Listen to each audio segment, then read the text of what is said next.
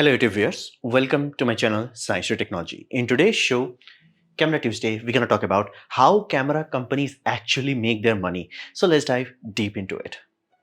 Now, why this is a big problem? Well, reality is world has moved on from photography. As in, at this point in time, making a camera like a mirrorless camera, quality mirrorless camera, or a cinema camera, it's expensive because it takes actually large amount of stuff. But it does not have the profit margin. For example, you can make an iPhone and the profit margin, basically how much you money the BOM cost and how much you actually get on the sales value, is huge. Like some of the best examples are like earbuds. They can be made in few dollars and sold for hundreds of dollars. So you want that sort of thing. Cameras have reached a point where they're like, yeah, no, that's not working. Meaning it could be costing as high as $2,000 and they're barely able to sell it at $3,000. So profit margin is very low and camera is expensive. Inherently, it is expensive. It's much different to have a silicon that is this size versus a silicon this size and then making a electromagnetic system that can move it around. There are, and again, glass, the bigger the more expensive. So fundamentally the whole ecosystem of cameras is way too expensive and does not have the profit richness as it used to be. So what does this mean used to be? Like, this is where all these things started. Basically, this is a gentleman in Kodak. He built the world's first digital camera, and yes, compact audio cassette was used to capture audio, digital file. Yeah, back in the days people used to, this was cool before floppy. So that's what it was utilized in. Now that peak when this sort of thing happened was around 2005 to 2015, meaning we started to sell camera, film started to become good, color film started to be introduced, cameras actually became reliable, things started to take off. And by the time around early 1999, digital camera became a thing, not from Kodak, and ironically, given the fact that they made it, it's like after their patent expired, everybody jumped into it and just so that happened and things went YOLO. Like, this is the time where they were printing money. Every camera company was printing money. New camera companies started in this sort of time frame, and you are looking at peak 1 year, they were successfully managed to sell 121 million units of camera worldwide, so to say. And that was like in 1 year. That's the highest peak camera industry overall ever reached. And what happened afterwards? Yeah, it went. How deep? Well, right now you would be lucky if you successfully manage to send 20 million or 25 million a year. 100 million loss. So fundamentally, that created a very serious red alert, and every camera company diversified their portfolio, meaning they're like, no, camera is no longer the golden goose it used to be. It's like something that is dying and we have to diversify. Failure to do so will lead us to going poof, like how Kodak went poof. And be mindful, Kodak is just one. There are many other brands that were big deals. Some were old and they all went kaput. Some of the brands that you think are still active, they are not active. The company has sold the name to some other firm, so to say. So fundamentally, this was a very serious reality check for most companies, and they've diversified the hell out of it. And what was the outcome of it? Outcome of it was that camera and lens ecosystem became a very small portion of the pie. Meaning, if you look into Nikon, it's not even 50% cameras. Look into Canon, same thing. Look into Fuji, same thing. So the portion of pie shrunk dramatically. And the best example is Samsung. Samsung literally came in and left. They came in, and yes, they actually made cameras, and yes, it was APS-C interchangeable mirrorless cameras, and they were genuinely good. Samsung NX series, that was the ecosystem, and they were surprisingly ahead of their time, like dime ahead of their time. They could do 4K before people understood properly doing full HD. So they were ahead, and they're just like, yep, nope, not worth it. Not that they did not sell or people are not happy with it. And again, if they had polished it, they would have reached a point where it's like, yeah, they would have been a significant name. But the pie was shrinking so quickly, they were like, yeah, it's not worth it. They just went back to their smartphones and now they are printing money. So fundamentally, smartphone has ended the profitability. Not the fact that people won't buy it, it's just people won't pay a lot of it. Because again, in the eras of like 1990s, people were paying, think of this way, you could literally have a film camera, you could literally have a handy cam, and you could literally have a cinema camera, and people will willingly pay for all of those. Nowadays, like, yeah, bro, my smartphone can do all of it. So in terms of pocket, it's much tighter now. So Samsung was the best example for it. They just came in and it's like, duped it. Like, can you imagine how much money they would have sunk into this? And it's like, they made it, they launched it, they serviced it, all things, and they're just like, yeah, not worth it, yeet. It's like, they left this quicker than what Nikon did with their action camera. Yes, Nikon did had a lineup of action camera, did not sell well. And they did not have the guts to actually keep pursuing it, at least for a few years. They're just like, yeah, they launched it and it not was the next GoPro, so they're like, okay, I'm out. So that's the problem right now. So let's understand Nikon. Now, Nikon is an ancient company, as in this puppy started in 25 July 1917. So it's old, as in 108-year-olds. Like, damn, that's old. And how did they started? Because again, that 1917, we did not had proper film sorted, so to say. Film was there, but it was not sorted technology. So they started with optical instrument, meaning for Japanese people, they were making binoculars, optics, gun sights, stuff basically. And then the first camera was introduced in 1948. They were making one like for military and all that, but it was like, okay, this is a commercial grade camera for civilian use. That started in 1948. Now their golden era happened very quickly afterwards. Around the 1950s to 1970s, they had their success, golden goose, so to say, Nikon F series. Now let that be very clear, there were cameras in Europe and in America that were good. It was just like Nikon was in a sweet spot where it was good, robust, and good enough that war people started to use it, meaning journalists who were actually going into places and they were actually capturing it, they started to use it. Meaning over time, if you looked into any magazine, yes, back in the old days we used to have magazine like Outlook and National Geography and all that, many of those very priceless photo were made out of Nikon. So Nikon literally reached a point where it's like, Nikon is the thing. Like there is a Nikon and there is everything else, not because of the quality, simply because of where it was. So fundamentally, that was their golden era. Like in terms of Nikon, it's like, damn.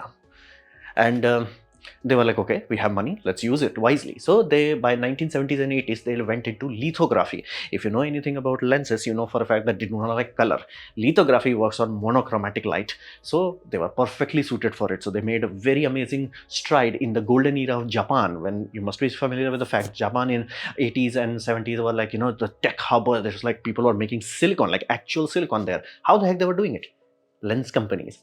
Two of them were there. So not two, actually, I think three. But Nikon was a very big deal in there. So they were started to print some serious money. And again, some serious money. So 1980s, their semiconductor went into that.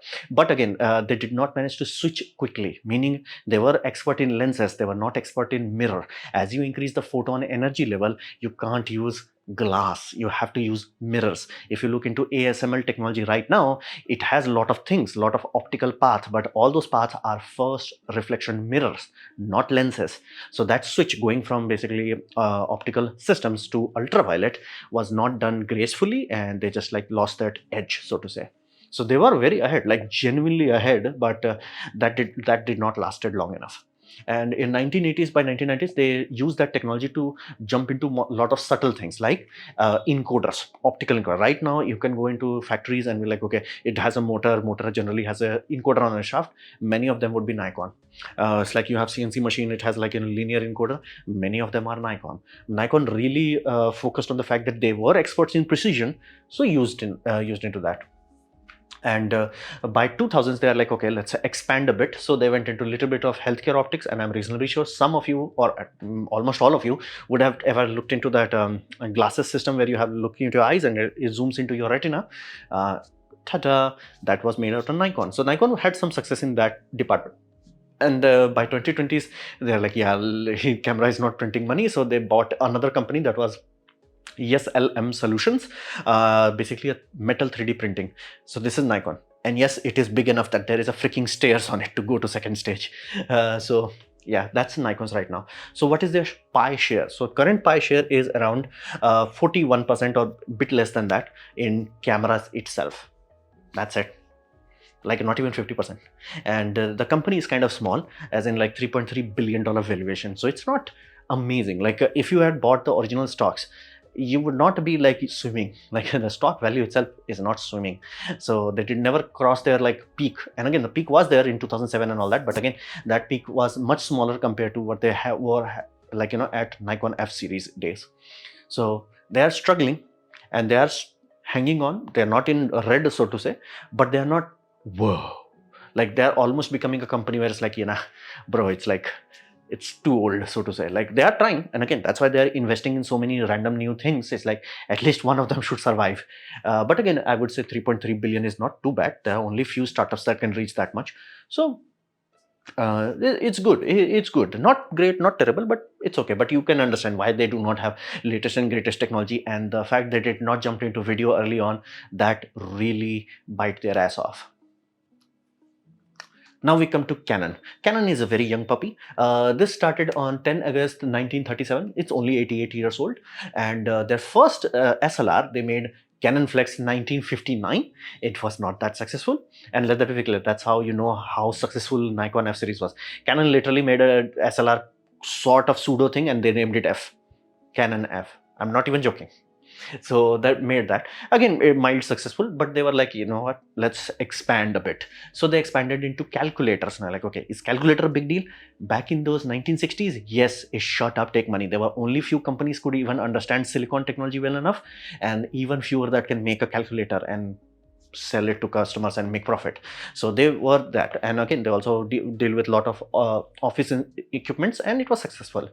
And then 1970 they struck a gold. They jumped into copier and laser printer market. This was their prime success, meaning they were like, yeah, we're gonna make some money, and for long duration. And then by 1990s they also jumped into lithography tools. That did not last it as long as they were expecting, but the copier and laser printer market, they were printing money. And then they jumped into the real gold, like long-term gold, which is medical systems like CT scan and MRI scan. Meaning right now, same way you can have Philips, General Electric making CT scan, they're like, tada, we have CT scan and MRI. This puppy is 3 Tesla. That's damn. Like the only MRI I have used is 1.5 Tesla. So 3 Tesla is like damn. So they have that. Meaning at this point in time, the company going under is very ludicrously unlikely. So they have sorted that, and by 2010 they made another gamble. It's like, okay, instead of selling printers, they're gonna sell printing services for commercial level, not like for you and me, commercial level.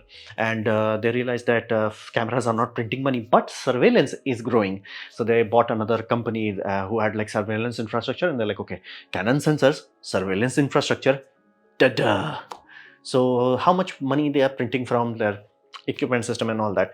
Well, give or take 16.9% is literally coming from the imaging camera and lenses and all that, which is very small.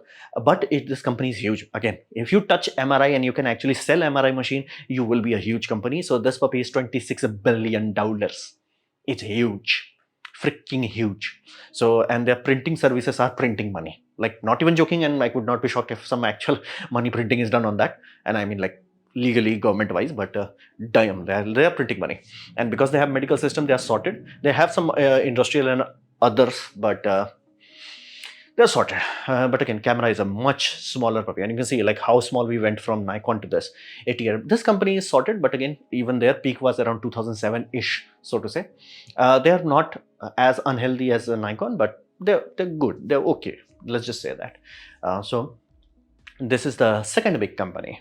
But again, their jumping into video was really life-saving, and jumping into printing systems were like, they really started to print money. Now let's look at Fujifilm. Now Fujifilm is a bit middle child between those two. Is basically they started in 20 January 1934, and this was 91 years ago. Now let that be very clear, this is not a camera company originally. Originally it was like Japanese government was like, okay, we have so many people who are buying things, and for government things, for austerity reasons, we want to capture things. Problem is we do not have film. Every film was literally imported, mostly from Kodak. So they were like, okay, that is a very serious vulnerability. That whole nation can be crippled by if somebody's like, yeah, we're not giving you any photos. So they're like, okay, we need to invest into it. So Fujifilm was created, and the early reports were it was not that great. The early days, like very early days, it was like, and again, to be expected. You're not gonna like look into Kodak. It's like, yeah, I know how they do everything. It's like, yeah, that's not how it works. It's gonna take time. But again, eventually they did figure out how to make a good emulsion, good everything, and they're like, yeah, now it's good. So then they developed their own color signature that give them that unique edge. And 1948 they started with Fujica 6. This was a medium format film camera. That's how they went into it, and they were very smart. They are like, hey, we have developed the whole technology of film emulsion, why not go into something that will never go out of fashion? X-ray films. So they're like, I got you. So X-ray they went into. So they were really early on into medical. technologies.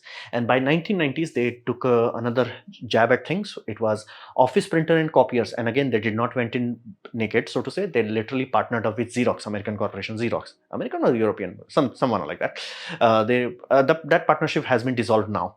So I'm pretty sure that Fuji has reached a point where they're like, yeah, we can do it alone.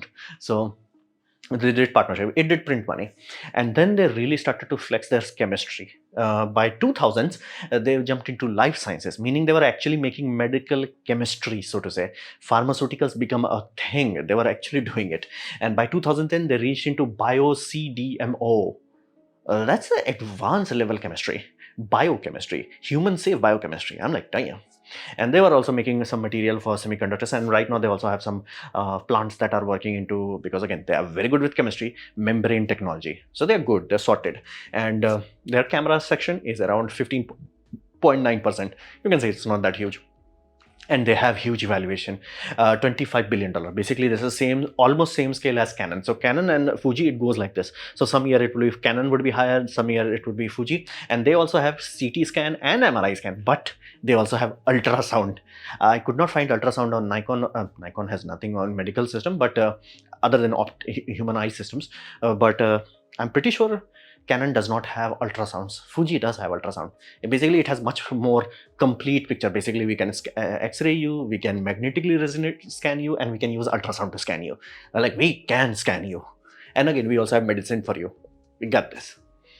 So this is a primary reason you have to understand why cameras are literally stuck in 1990s. They're stuck in that vicious loop where they're like, we can't put enough money into it, because again, if you put enough money, we have to increase the price in order to justify that cost, because again, all the shareholders will be like, why you're dumping money into this, why not make better ultrasound? Because again, one of those puppies will print more than enough money. So it's like, why not do into that? So you see, there is a lot of push-pull. And again, there is a part of companies itself, it's like they can't stop loose motion of models. They're like, what if we have 10,000 models of garbage? It's like, what if you have only few models? But again, company also did bad, market also switched, and that created a feedback loop where cameras are literally stuck in 90s. And you're like, what about cinema camera? Again, same problem. And that's why Red was sold. It's like, you also have to understand, anything that is bespoke and very high-end generally is a bankruptcy. Like, if you want to understand what makes Rolls-Royce, it's not the engine, cars and all that, because again, those sold. I do not even know who owns it right now, because modern ones have BMW engine.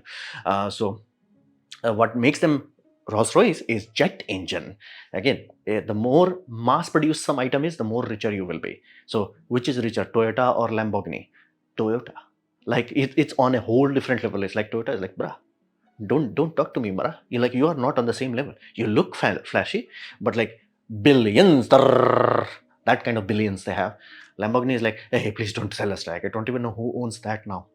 So, that'll be very clear. That's why a cinema camera, even though it looks like it's not that money printing wise. And again, Sony has like, there's so many infrastructure. They're like, yeah, one tiny thing, we are also making camera.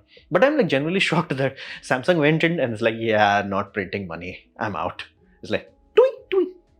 Like Sony Alpha did quite well. Again, early days, they were also very horrendously bad, but they did push through. And I think right now they're doing okay. But again, they lost their smartphone division. So that's the reason why they can't abandon another line. So this was a presentation on basically how camera companies actually make their money. So hopefully this would have given you some clarity. If you liked it, learn from it. In that case, please click the like button, share it amongst a friend. That will help me a lot. If you didn't like it, didn't enjoy it, I urge you to press dislike, press it twice to show me extra disappointment. Please leave a comment, because I do try to reply to all of them. Subscribe, press the bell icon if you're free. And as always, thanks for watching.